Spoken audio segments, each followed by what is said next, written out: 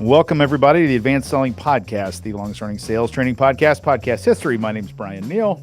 And I'm Bill Caskey. We are here every week for your listening enjoyment. I know some of you have been with us for years and years and years. We're so thankful of that. And some of you brand new. Glad you're here. Binge the show. 700 plus episodes, 15 plus years. 700. Is that right? How many do we have? No, 400? 1,000? Oh, my gosh. See? You stopped counting. I don't know. Yeah. But continuing on the quest to help you be a better What salesperson. What are we on What a quest are we on? I don't know. We started on a quest to start a podcast. The next thing you know, it's 15 years later. We got over 1,000 episodes. We have no quest. No idea where we're going. No quest. We don't know where we're going. I think our mission, I think one mission that I have is to have fun with you and share that fun with whoever cares about. That's it, though, because you guys have fun, And you can't do this long and not enjoy it. And we just enjoy it. We just really love doing it. I think the listeners, I think they understand that. I was noticing we had a little thumbnail, so we're recording this. Can't say videotape anymore. That shows my age. And we had a little thumbnail picture. It's a great picture, I think, of me and Bill. We both look really good in that picture. And I would remember because it was 20 years as like our first episode. I was going to say. So in my other job, we have these like headshots that we have in this kind of like a book, like a directory. And I was looking through that the other day. And I'm looking at these pictures of these people. And I'm like, this isn't this guy. And then I look and I'm like, wait a second. This guy's bad pictures from 25 years ago. I think that's interesting. That just reminded me of that a little bit. I wonder if people have like ID badges at work. And if you look at your ID badge, it's your picture from 23 years ago. From the first day on the job. Yeah. It's like your student ID from college. That's funny. Hanging on to it, though, best we can. Well, our mission obviously is to help you and help you think through things in a new way. I was on a webinar the other night, and we had to introduce ourselves. And one of the guys private messaged me. I didn't know who he was, and he was from India. And he said, "Oh, I listen to you guys all the time. I have all my office listen." And I didn't even, it wasn't a podcast related webinar, but he recognized the name. That's so awesome. we have listeners all over, and we're really grateful for every last one of them. Fantastic. We love it.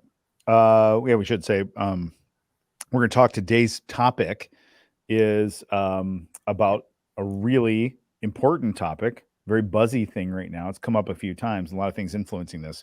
And that topic is burnout. And we might even expand that to think about mental wellness for salespeople and business people. So going to be kind of a reflective topic today, and think, man, I'm experiencing this burnout. So what should I do about it? So Bill and I are just going to riff on it a little bit. Obviously, we've got the whatever you want to call it in the Ukraine, which is just awful, in my opinion. I know Bill and I have strong opinions about it. We try to make this an apolitical show. Is that right? Apolitical? Was that what I said? Yeah. But no bueno. And just what can you say? Everyone's like, well, sending thoughts and prayers. I'm like, is that it? Feels like they need more than that. I don't know. Or I stand with Ukraine. Yeah, I know. I'm like, sure. I appreciate the sentiment of that. Yeah, definitely. And but you feel a little hope. You feel like you're helpless. You're helpless. You feel helpless. It's a really weird feeling to watch. And you just know people are just people over there. Yeah. They're just in their houses, just living their lives. As far as I knew, next thing you know, there's a bomb headed there. It's just awful. It's awful. So, and I just had this on a coaching call with one of my VP of sales peer groups that we run. There's a guy on there, and he checked in, and his check-in was like super low. And he's like, this Ukraine thing's got me spun out just emotionally and mentally. And I think there are a lot of you listening who are in this boat, and it could be that, it could be post-COVID, could be, we've lived this great economy for so many years, and people are tired. They're tired. They're worn out, burnout. So that's what we're going to talk about today. Yeah. What to do about it. I think that's good. I've had that same kind of conversation with some of my clients, and sometimes it doesn't come across as burnout or fatigue. It just comes across as anxiety, anxiousness. My company just continues to want more, and my goals go up every year, and it doesn't feel like people are really taking into account some of the stuff going on. And I also know from a VP of sales or a CEO standpoint, you got numbers to make, you got mouths to feed and payroll to make and all that. Yep.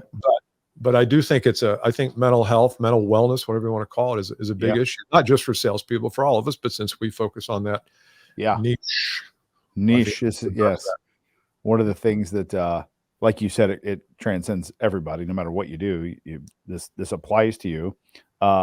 I do believe that selling is a performance-oriented sport.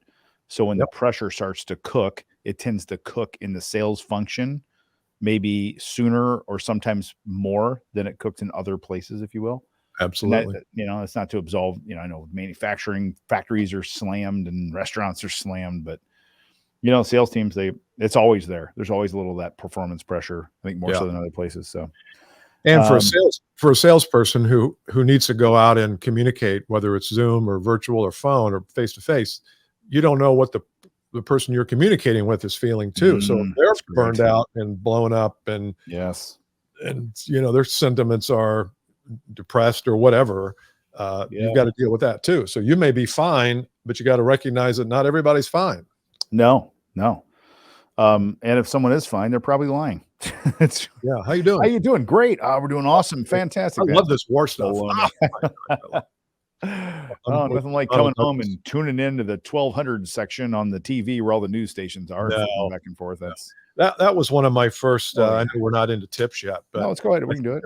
I think if I know for me, I have to turn off the TV. Yes. And I have a tendency to watch news shows way too much, and I've scaled that all the way back to I watch about 15 to 20 minutes of one show because I feel like I can get updated without the same thing over and over and over again. And I know people who come home at night and they watch 3 hours of whether it doesn't matter what channel, and if it's all Ukraine and all war and all COVID and all death and all sad and all depressed, it will suck you dry. It just really will. Yes. And now, since the lines are blurred around that stuff and social media, it's everywhere. Nearly impossible. And you think, well, I'm not going to watch the news tonight or the news channels, and so I'll see what's going on Facebook. And then I go on Facebook, and there's a big rant about or something else. And then I'm off Facebook, so I'll go over down to the coffee shop, and then you hear people talking about it. So it's really hard to escape. I love that. It is. I love the idea of that that cleansing, so to speak, of your sources and what comes into your brain. I wrote down this idea of taking emotional inventory. I don't think we as salespeople and as humans really do this on a regular basis. And when I say take emotional inventory, I'm talking about like an inventory, like saying, okay, what are some positive things I'm just feeling in general right now? I'm feeling content. I'm feeling excited. I'm feeling very happy. What are some negative emotions I'm feeling right now? I'm feeling very anxious. I'm feeling very spent. I'm feeling very drained. Mm-hmm. And I think you have to put some framework around that. I think a lot of people, like I know a lot of therapists will give the recommendation, well, just journal. Mm-hmm. That personally for me hasn't worked well because I kind of get the paper out, get the pen, I'm like, But when you give me some framework around it, so give me 3 positive emotions you're feeling right now, 3 negative, I can usually fill that out. Yeah. So it's a little structure. So taking emotional inventory is something I would have a listener do, regardless of how you think you're feeling. Because the other thing I found is, you think you're feeling a certain way until you like really open up yourself. Yeah. Like, maybe I am feeling some anxiousness. Yeah, I think that's good. I think it causes you to be much more self-aware than if you just tamp those things down in your heart and your gut and you never acknowledge anything. I mean, like you say, even happy, even I'm freaking excited about this. You've heard me say before when I ask someone to go to a movie and they say, sure. I always feel like, well, that's kind of a hell no, if you ask me. Right. But it's okay to be on fire for something, even if it's on fire for some little tiny thing. Like, oh, my LinkedIn post got 4,000 views. Oh, that's cool. Maybe I ought to pay attention to that and double down on that topic. Yes, something simple. Doesn't have to be. I won the award for world's greatest salesperson last year. That too should make you proud. Yes, but it can be something subtle for sure. Yeah. I love that. I wonder. It seems like, with all of the distractions, and I'm going to take your burnout and just maybe substitute the word distractions, because we have a lot of distractions today, whether it's your manager, your spouse, even your own mind or the media. I think we have to get back to, why are we here? What's the purpose of us being here on this planet at this time? and in the business that you're in, because business is 8 to 10 hours a day. Typically, it's a couple thousand hours a year that you are doing business, regardless of what, what function you're in. And I think we have to get back to purpose sometime. And nobody's really talking about that. No.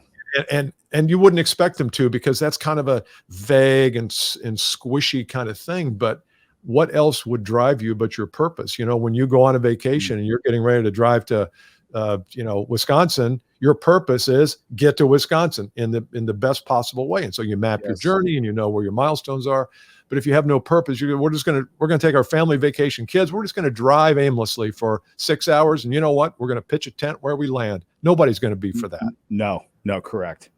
That's so important. And I think for sales teams, what do you think about that? Like, salespeople sign up for selling for certain reasons. Mm-hmm. And I think it's hard sometimes for a salesperson to get connected to purpose outside of the thing that they sell.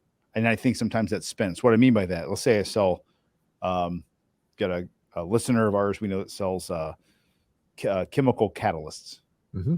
Like, okay, so where is the drive behind that? You know what I mean? Now, for someone who loves chemistry and problem solving, they get really jonesed by that. But some people may not, yet they may be into something. They may be into the freedom of a sales role, or to the ability to make a certain income that gives them a certain lifestyle. But what you're saying, Bill, is so important. And I don't think too many people are tuned into that. Do you? I just don't see too many salespeople that are tuned in. If I say, what's your purpose as a salesperson? It's pretty surfacey, you know? And don't you think, and I'll take a little issue here, although I don't know if you meant it like this. I don't think making money for my family or making money so that I can retire when I'm 60, 70 is a purpose. I think that might be a goal, but a purpose to me, if you're working 2,200 hours a year, if you multiply 40 hours a week times 52, it's about 2,200 hours. Let me do that in my head. Yeah. So 2,200. So I'm going to invest half of my waking hours doing something. I'd better have a little bit of interest and purpose in it, even if the purpose. Yeah, even if the purpose is, I like to help people solve problems. I happen to be in the chemical, whatever you say, elastics reagent business. That's just the business that I use to help people solve problems. If your purpose is to bring joy, solve problems, bring value, expand people's thinking, it doesn't matter what business you're in. That could be a good purpose. Yes. Yeah. And to me, people are going to have whatever purpose they want. That's their business. Yeah. I just don't think too many people have one. Or if they have it, I think they're making it up. You know what I mean? I think some industries like what you and I are in is a lot easier to connect with purpose than chemical reagent. Yeah. I've been talking to some our team salespeople. I can connect to some chemical reagent. What'd you say? Plastics. You said something that was elastics. Really funny. Something. It was great. I love when business and salespeople try to talk science because I do it all the time. Is that, I had a salesperson had a really good month. And I said, it's great that we did that. We got a big contract, got some money. I said, what you don't know yet, because she's newer, is there are going to be some people in these classes, not many. There'll be a few people in these classes whose lives will be changed by the work that we do. I just see, you see it all the time, don't you, Bill? I mean, you see, and it's a thing. There's not many of them. It's a small group, but they're there. Absolutely. That's way better than the money. Way better than the money. Yeah. And or anything else for that matter. So I had something here. So there's a model. We are videoing this, aren't we? Can I draw this little model up here? Okay, I might have to talk. Sorry, how much time we got? You encourage drawing? I encourage you to. Yeah. Okay, thank you. If it takes like a half hour, it's not. I don't think, but it might be a little sloppy. I should have drawn it earlier. So I'm going to make the good old fashioned kind of XY axis, and on the X axis, I put the word stress on here. And on the y-axis, I put the word productivity. Okay. And so then I put like a bell curve. So I'll hold this up. See that, Bill? So we got the x-axis here is stress. And over here is like high. This is low, where the two lines meet is low. And then up and down there is the high productivity and low productivity. I'm trying to keep good audio and hold my screen up. Okay. Yep. This bell curve. In this middle part where stress is medium and productivity is high, that's like being in flow. In the zone, athletes call it. Well, over here where stress is, by the way, someone taught me this. I didn't make this up. I'm like a weatherman too. It's backwards, isn't it? Yeah. When I've seen a lot of reflection there. Can you turn the No, lights do off? that. How's that? Oh, it's too late now. I'm too far Oh, away. I don't have a clapper. Clap on, clap off. I wish I need a clapper for my studio. When stress is high, productivity is low, we're in burnout phase.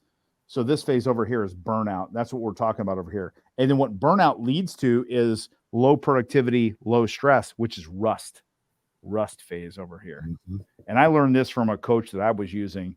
And I used to try to fight my way through this thing. I fought through. He's like, dude, you gotta relax. You're just gonna rust. Rusting is part of just like rebuilding and breathing a little bit. And so I've learned to just not fight through it. And I think so many times in sales, the answer is we got to go, Bill. You got to fight through this. Man, get up, man. Hitch up, right? Come on, power up. You can do it. Fight through the pain. You can do it. And I'm like that.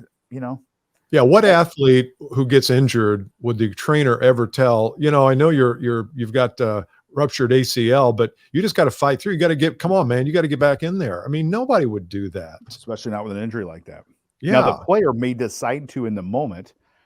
And then often, and again, you take a pro athlete, they're young, and later on, they're like, that was really stupid. I shouldn't have done that, right? I should have just been there in the pain. So I just think when we're in this burnout rust phase, don't fight through it so hard. Just be in it, and I think being in it allows you to recharge and retool and that sort of thing. Versus I got a couple of practices here that I went through a phase. I can't remember. The years of last 2 years have been weird. I think it was early 2021. I'm not sure, where I was really just kind of out of it mentally. I mean, I was still doing my work and hopefully I was providing good training. But I would get done with the training and I would just kind of be exhausted. And that's not usually when I get done with training, it's kind of like you, we're on fire. I mean, it's good. Up. And I, this occurred for like a month. And one thing that I did, I might have shared this with you a few months ago. I started to record. I'm not much of a journaler. I've got all these journals, but I never have written one word in them. I got a stack of journals there because I thought all you had to do was buy the book. Write itself. Books aren't going to write. Books write themselves. Yeah. Computers aren't going to drink themselves. But I found that if I just went into my audio file on my computer and just shared, knowing that no one was going to listen to them, I could erase them at any time, but being brutally freaking honest about what I was feeling, why I think I was feeling it, why I'm in this state. And what happens is you kind of come out of it because you've gotten it out of you. And it's almost like you've been honest with yourself. And part of your first tip there was just become super aware of your emotions. But other than just being aware of them and writing them down, which I think is good, speaking them it's not bad either. I think that's why why psychiatry works, is because you're actually giving voice to some of these things. And once you give voice to it, it kind of dissipates a little bit. It does. I love that idea. I did this for about probably 2 weeks. And I kind of found my way out of it. And I went back and listened to it. I gathered my family around. I said, hey, come on, you guys, Christmas time. Come around the tree, get the Bluetooth fired up. We're going to take a listen to this is Dad's feelings journal. Yeah, so come on up. We're going to listen to the greatest hits. 1984. Listen to this one. I freaking hate my family. These people are a bunch of bloodsuckers. Yeah, perfect, right? I'm going to skip this. Can't stand this here. I got to run away from these. I feel so isolated in my own family. Whoa. Hey, fast forward that. Sorry. I was kidding, you guys. I was teasing. It's so great though, Bill. It's a great because I'm like I mentioned earlier, journaling, this doesn't work for me. I've never tried your idea. I think I might try it. Because my little speech I always say is that when I do say things, I'll say things to therapists or to mentor people for me. They lose their energy. The more people I share, especially something that might be negative inside of me, the more I share, the more it dissipates. That you said it just loses its energy. You suck the energy from it. Yeah. Love that. Yeah. Good stuff. And the other is just any kind of other practice that we can engage in to, Tony Robbins, we've talked about it. He talks about emotion comes from motion. And if you have bad emotion, it means you're just not moving enough. And whether that's running, walking, it could be walk. It could be walk with classical music on your earbuds. I mean, it could be something that where you're moving is a really good antidote to stress. And don't listen to MSNBC while you're walking. Listen to something that calms you and Yes. serve and nourishes you. Or advanced selling podcast would be one such. That's what I would do. I would go there. I would, 1.5 times speed, get through a couple episodes of walk. Or if you're interested in my depression, you could ask me and I'll send you the 14 cuts those days in early 2020. Oh, these are, Bryan and Bill's depression cuts. No, Bill, I'll make a double album of our depression cuts. That'd be awesome, man. That's our NFT, brother. That is our NFT. Oh, it's so funny. It's funny because it's a little too behind the scenes for me. It's great. I love it. Okay, good stuff. Well, we hope that we'll send good vibes to you because we know this is a thing for people, and we're all in it. We're all doing it. So hopefully, something we've talked about today has touched you in some positive way. Whether it's a thing to go do or just a way to think about, and it's part of the human experience, isn't it? Yeah, comment on the LinkedIn. We'll make sure we put this on LinkedIn and comment. Let us know if this helped you at all. You don't have to share any kind of deep, dark secrets, but if this helped you, if you got some kind of tip out of it, we'd love to hear that. Love it. All right. See you next time. See you next time. Bye.